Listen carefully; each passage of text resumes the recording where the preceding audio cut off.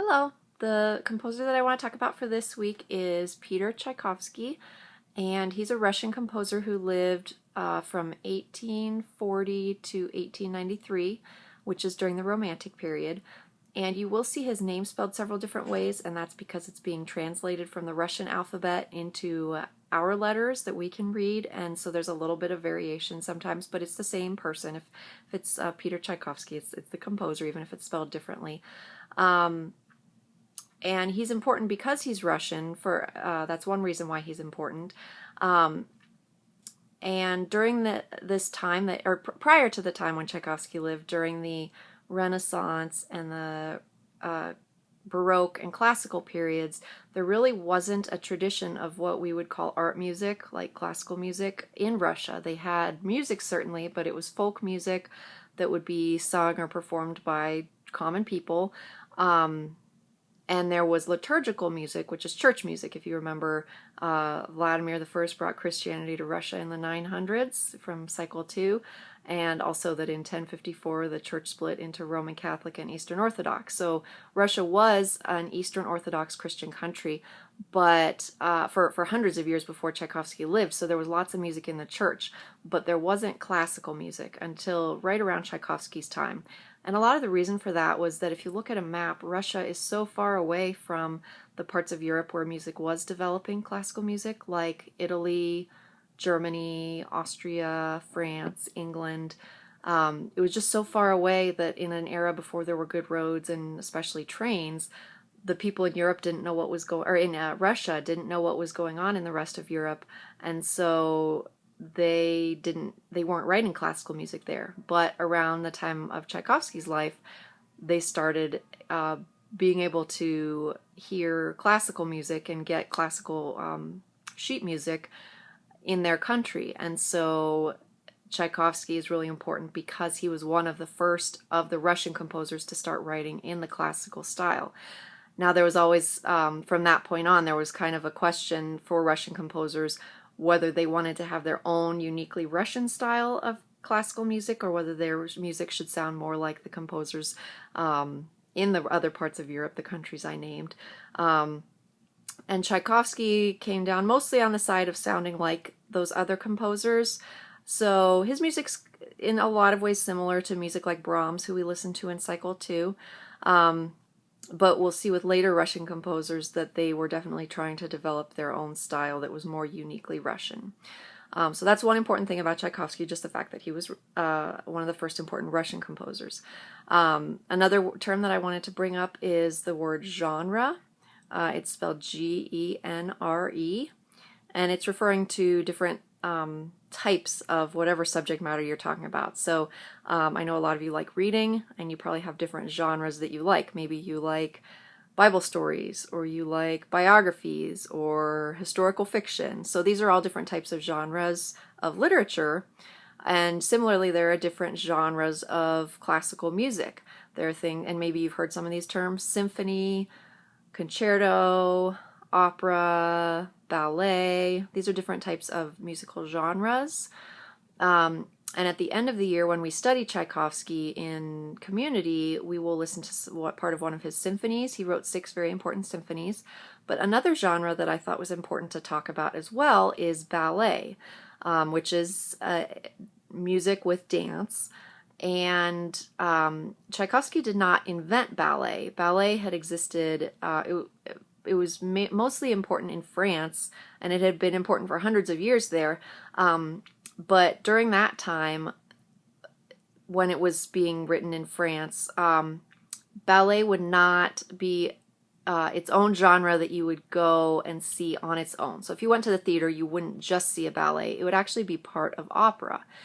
So you'd hear part of the opera, and then in the middle there would be a short ballet.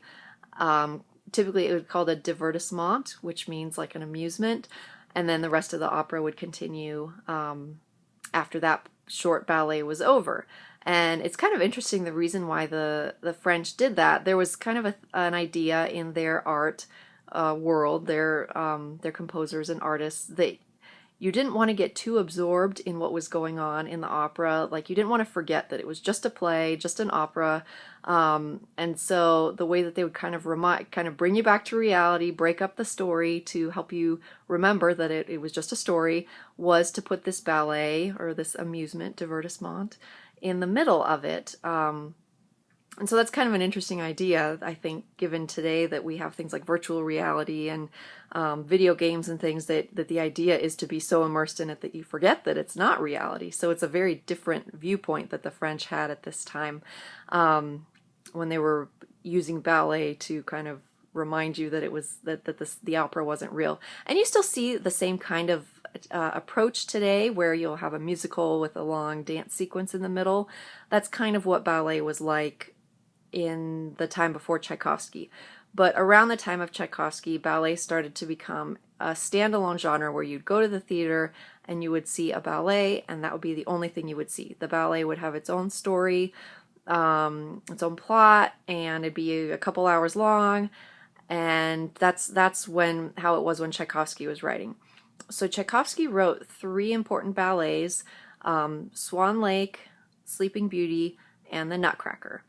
You might be familiar with some of The Nutcracker because it gets played a lot at Christmas time, and you may actually be familiar with a lot of Sleeping Beauty, whether you know it or not, because Walt Disney's animated movie of Sleeping Beauty, actually uses the music that Tchaikovsky wrote 100 years before for the ballet Sleeping Beauty as the musical score in the movie. So all of the music in that movie is actually Tchaikovsky's music. Even the music with words is music that 100 years later Disney musicians wrote words to, but it's actually all Tchaikovsky's music. So that's a great way to listen to some Tchaikovsky, is to watch Disney's Sleeping Beauty. But these ballets are all based on either fairy tales or sort of folk type stories, and they're full-length ballets, so they're several hours long. The excerpts that I linked at the description of the video is one short excerpt from each ballet. So the one from Swan Lake is very, very famous music. You might recognize it. And there's actually no dancing for it because it's the introduction that would be played before the dancers came on stage, right as the curtain was about to come up. And then the excerpt from Sleeping Beauty is it has dancing to it. It's when Princess Aurora comes in and her parents are asking her to pick a suitor from all these men who have come to want to be her husband. And it starts out with, it sort of looks like they're doing some kind of sign language or something like that. And that's something that was common in ballet at the time, where the characters, since they don't talk and there's no singing or dialogue, the characters will kind of there was actually kind of a system of sign language used in ballet. And so what they're telling her to do is to pick a husband. And then at the end, she kind of says, no, I don't want any of these husbands. I don't want any of these men for my husband. So, even if you're not necessarily that into classical ballet, I know sometimes boys think ballet's girly, but just watch a little bit of it, because it gives you kind of a picture in your mind of what classical or romantic ballet looks like.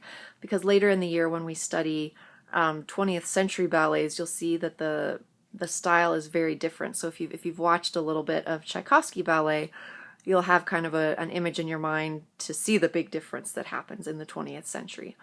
And then the last one is the Russian dance from the Nutcracker. And it's if you don't like the ballet style dancing, you might like this one because it's much more athletic and kind of inspired by traditional Russian dancing. So that's a brief introduction to Tchaikovsky and his 3 ballets. And we will study him later in the year with his symphonies, but I hope you enjoy hearing a little of his ballets.